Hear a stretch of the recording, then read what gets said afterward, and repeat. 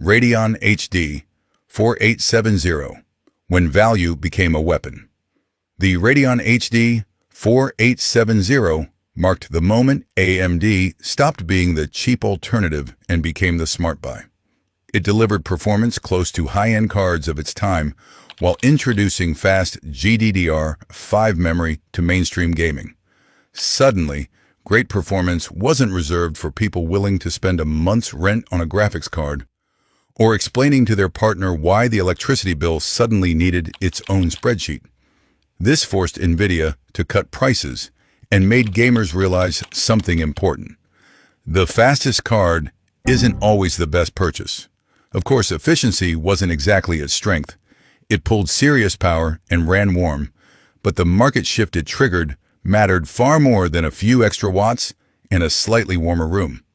This was the birth of AMD's price-to-performance reputation, and gamers have been benefiting ever since.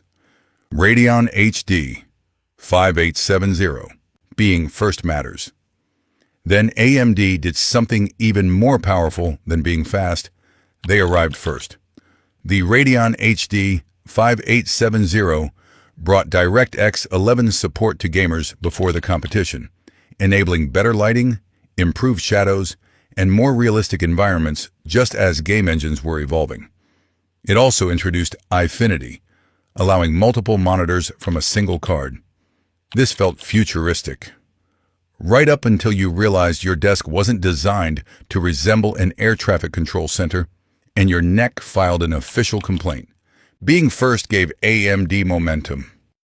Developers optimized for the hardware that existed, gamers followed, and for a brief moment, AMD wasn't chasing the industry, they were setting the pace. And yes, stretching a racing game across 3 monitors felt incredible, until you noticed the screen borders cutting your car in half. Radeon HD 7970 refused to die. The Radeon HD 7970 introduced a new graphics architecture AMD would rely on for years. It delivered a massive performance breakthrough and strong compute capabilities, which meant it remained useful long after newer cards arrived. Gamers didn't rush to replace it, they kept it. Driver updates kept improving performance, and it handled evolving game engines better than expected. In graphics card years, that's the equivalent of aging like fine wine instead of expired milk, or that one hoodie you refuse to throw away because it's still perfect. It wasn't cheap at launch, and competition quickly responded. But the longevity of this card turned it into a legend. Not flashy, not trendy, just stubbornly relevant. R9 290X, power, heat, and a lesson in thermodynamics. The R9 290X delivered enormous performance and pushed high-resolution gaming forward. It competed aggressively at the high end and offered incredible memory bandwidth for its time. It also ran extremely hot. Reference models regularly hit temperatures in the 90s Celsius, over 190 degrees Fahrenheit, and the cooler sounded like it was preparing for takeoff. With aftermarket cooling, it became a monster performer. Without it, your PC case transformed into an experimental heating system. People joked you could heat a small apartment with it. Those people were not entirely joking. Despite the heat and noise, the raw power earned it a cult following. If you owned one, you didn't just play games. You managed airflow like an air conditioning technician with a gaming addiction. RX 580, the budget hero everyone owned. Instead of chasing the ultra-expensive high-end, AMD made a strategic pivot and dominated where most gamers actually buy. The RX 580 delivered smooth 1080p gaming at a price normal humans could afford. With 8 gigabytes of memory, it aged surprisingly well and handled modern games longer than many expected. It wasn't flashy or exotic. It was dependable, the hardware equivalent of a car that starts every morning no matter how badly you treat it and somehow survives another winter.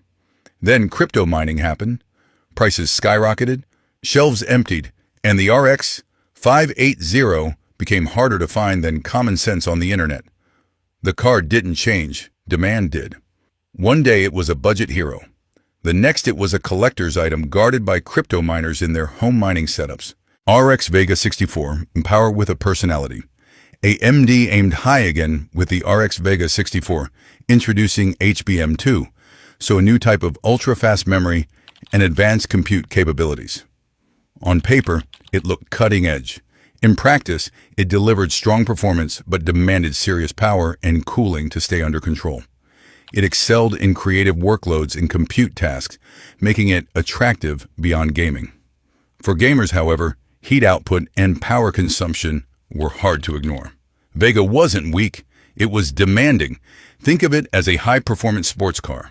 Thrilling when handled correctly, exhausting if you just want a quiet commute, or if your case airflow is powered by optimism and one exhausted fan. Owners loved its power. Their power supplies loved it slightly less. RX 6800XT, AMD's real comeback. With AMD's RDNA 2 design, a new, more efficient way to build graphics cards, RX 6800XT reset expectation. It delivered excellent 1440p performance and strong 4K capability while introducing Infinity Cache, a smart on-chip memory that helps data move faster and improves efficiency.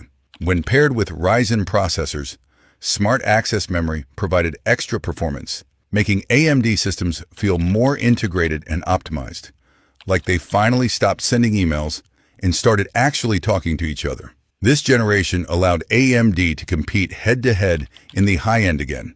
Ray tracing improved significantly, though NVIDIA still held the advantage in extreme scenarios. But in traditional rendering, the way most games still run, AMD was fully back in the fight. For many gamers, this was the moment AMD stopped being the alternative and started being the plan. RX 7900 XTX, modern power without the halo price.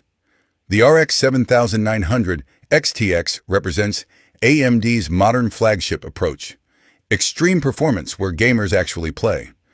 Built on RDNA 3, it delivers high refresh 1440p and smooth 4K gaming, improved efficiency, and AV1 support for better streaming, along with next-generation display connectivity. It offers massive memory capacity and strong raster performance, making it particularly appealing for high-resolution gaming, mod-heavy titles, and content creation. Ray tracing performance continues to improve, though NVIDIA still leads at the extreme end. For most players, however, this level of performance already exceeds what their monitor and electricity bill asked for. It's the kind of power that makes you max out the settings just because you can, and then forget what the game actually looks like because you're too busy checking the frame counter. AMD builds legends, overheats a few rooms, then comes back smarter. The next shift isn't about the fastest graphics card, it's about the one people actually buy.